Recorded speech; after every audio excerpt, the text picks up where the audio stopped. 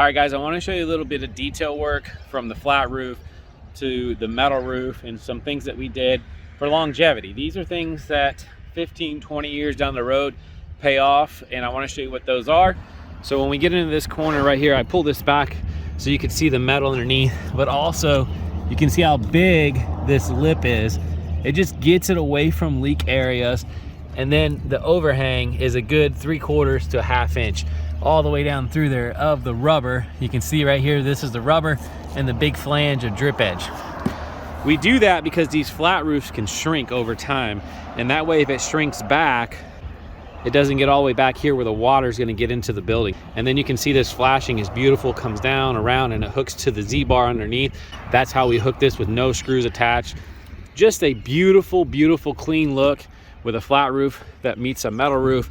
And then the front transition here looks really clean. Just some clean work by our guys. When it comes to metal roofs, we see them fail all the time. And really it comes down to improper installs. Here at Eustis Roofing, we are roofers. From the ownership all the way down to the guys that install the roof, we know how to install the roofs. So we have accountability here. And this is what we look for on a metal roof. Just something that is different from the rest. It's gonna provide a long-term solution for this homeowner. These are long-term roofs that we install, and we do that by using the right people to do the job and then holding them accountable because we know how to do the jobs.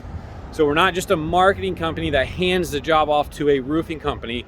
We are a roofing company that knows roofing, and we stand behind our work. And you can see behind me, we took this old house and we updated it and made it into something very special.